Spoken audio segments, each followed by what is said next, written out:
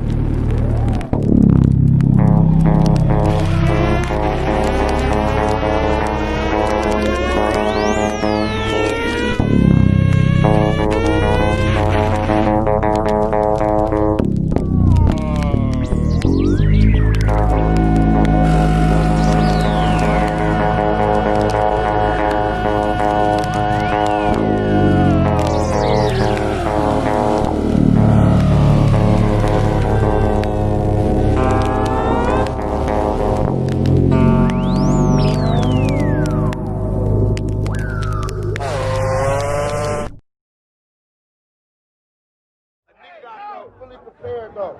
No. Hey, but the funny shit, I got shot 5 times, ain't near a bullet go on my chest. These shits ain't no good. I'm just wearing it because it's warm, it's like a vest, you know. So you had a bulletproof when you got shot, you had a bulletproof? Hell nah, but ain't near a bullet go through my chest. Hey, so you don't need that shit. I'm saying, but I don't want niggas to switch up on me and I ain't with it. If they decide to shoot me in my chest this time. Oh yeah, to you motherfucking niggas. Here go the Lex here go another one. Come get this one. Yeah. Hey, these up for grabs though. Come get these. Yeah. And when you come get these, we can talk about the last ones. And we can all get better acquainted, because I don't got nothing but love for y'all. I just want to tell you, you missed, motherfucker. Tupac did not get robbed. That famous Quad Studio incident where Tupac was robbed and shot, well, it's a deep thing I want y'all to grasp. Tupac was never robbed. It wasn't a robbery. Now, I know a lot of y'all are like, what is Solace talking about? Everyone knows that it was a robbery. Basically, that went wrong. And I want y'all to grasp. It's all perception. It was said that way, but that's not necessarily what it was. Now, I want y'all to grasp.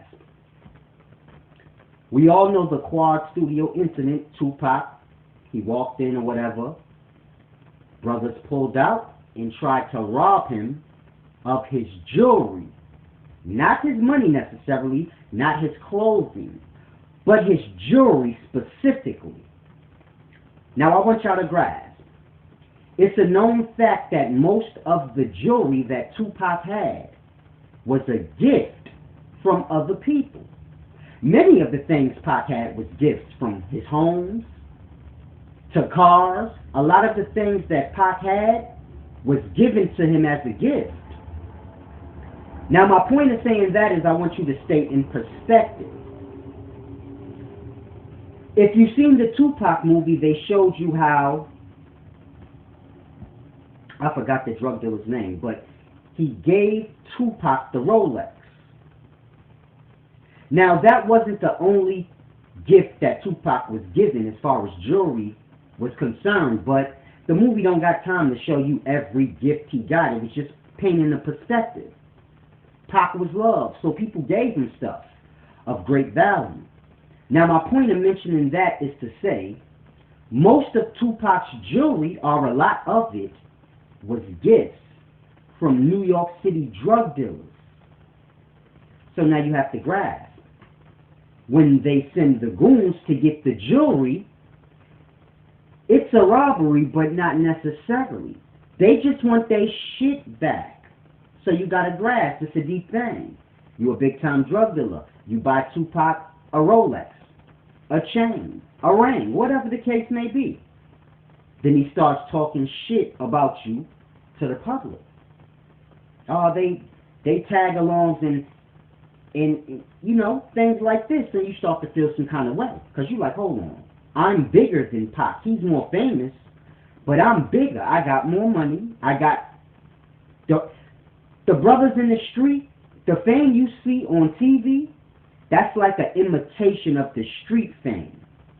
So the love and the fandemonium that you see the stars have, it's different in the streets. It's not a fandemonium, but it's like people will kill for you, die for you, pretty much do anything you say when you get to a certain level. Infamously, meaning streetwise. So these brothers are viewing podcasts, yo, you a baby. How dare you insult me?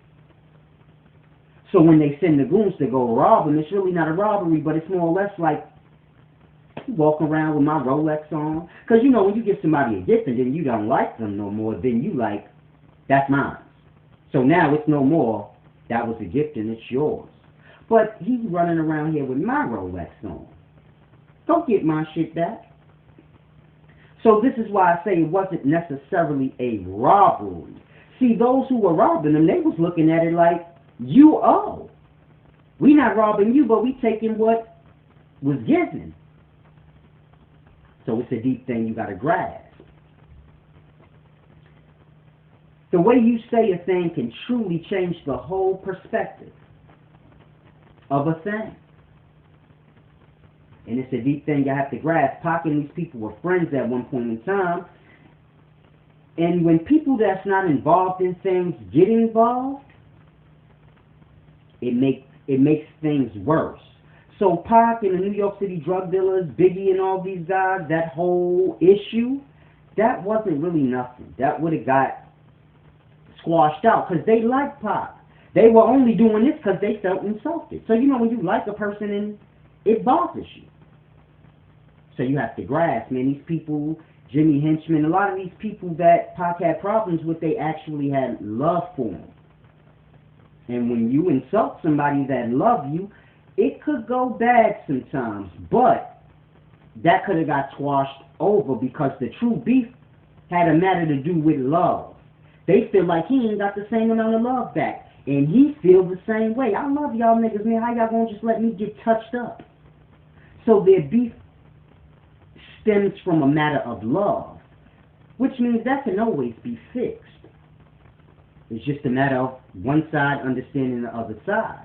Remembering, this all got to do because you feel like you love me and I don't love you back. That's truly what this boils down to.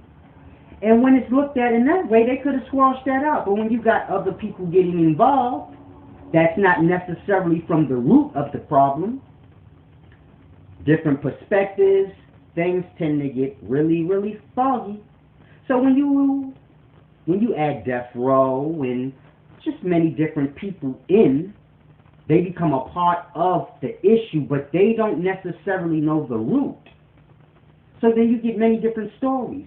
So you have people that were close to the incident, but they truly don't really know what happened. Because you got to grasp, in the streets, everybody don't know everything like we tend to think. I could be involved in something, but I only know my involvement. I don't know the next man's underlying point. I just know I'm riding, and I could tell you what I've seen, but we all know in real life, seeing is only half. You can see a thing, but you have to know what you're seeing to fully grasp. So this is why they say don't believe nothing you hear. Because to believe what you hear is you dealing with nothingness. Now believe half of what you see. Because what you see is only half the story. So you got to kind of stay in balance. But it's a deep thing. It's all about perspective. Pac wasn't necessarily robbed, but they came for what they felt was their belongings. So I don't even think Pac felt like they robbed me, but he felt more like they violated me. Pac never really stressed that, yo, they tried to rob me, and for him it was more like, yo, they tried to play me. They shot me, they tried to play me. He never really dwelt on the robbing part. Because Pac knew, y'all niggas is taking shit y'all gave me anyway. So it really don't matter. Robbing me for shit you gave me. I ain't giving it up, but if you can get it, whatever. It don't matter. I didn't pay for it. It's just the principles. You dig? But it's deep when you look at it for what it is, man. Men beef and kill each other over something as simple as pride. Words. One man's truth may bother another man. So when Pac said, man, they tag-alongs or they carry-ons, they just around. They gonna take offense to that. Now, that's the truth, though, but just not from their perspective. Because in their perspective, Pac a little nigga. We keep you safe. In Pac's perspective, y'all are detrimental to my career. Y'all bringing me down. So it's a matter of perspective. They ain't famous, so they like, I don't know what he means by how we bringing him down. We helping you.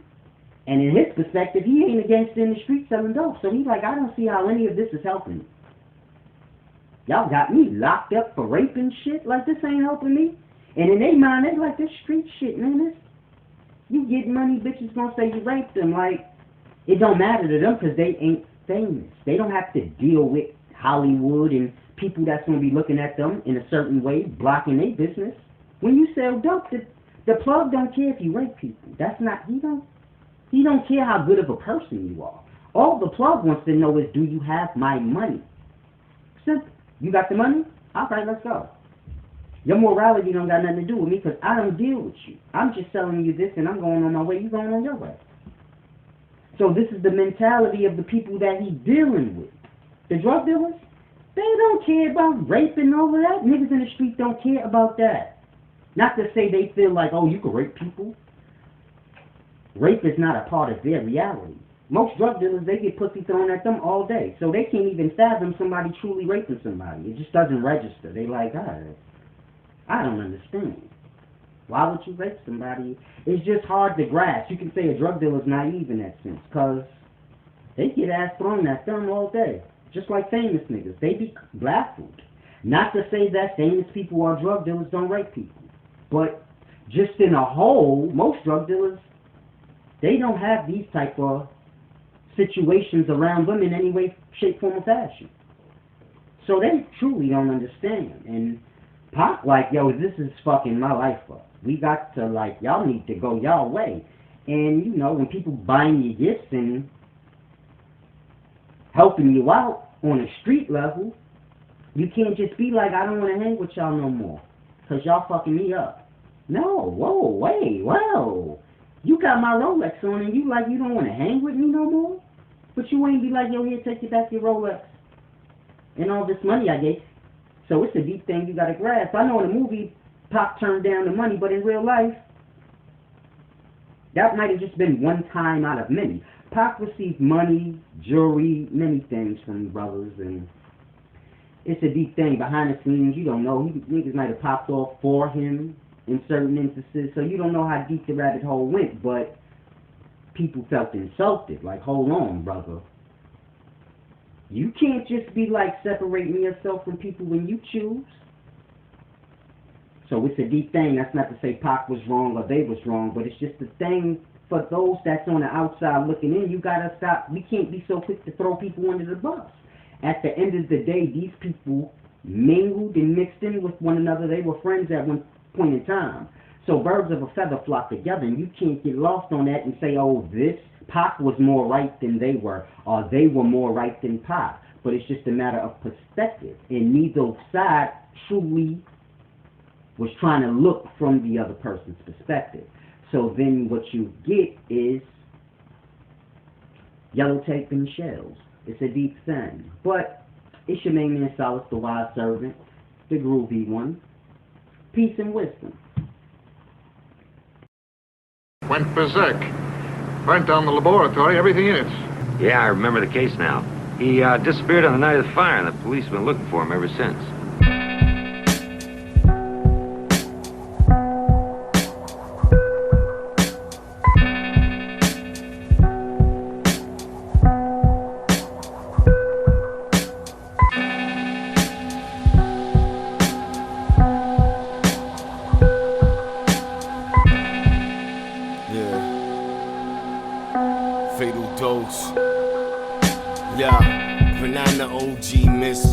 Pop screen, resin on my fingertips. My property in the sticks, like the Evil Dead crib. Watching Sam Raimi flicks. Vaping bricks, ketamine, elephant, and an apron to cook boom. Tracks hold down with pistons, scrub with a push broom. Self-destructive, poster boy, the new Keith Moon. Nonsensical, rando, imbecilic. I'll eat your food like a jealous twin, choking its siblings. Umbilic, dumb brilliant bars, 1 million. I'm on the dark side of Mercury, sun chillin'. I'm here to rap till my death goes live. The rest of these MCs is wasting the most time. Some just make a few hits and go die. Others is copping bricks and buying cosigns. I'm here to rap till my death goes live. The rest of these MCs is wasting the most time.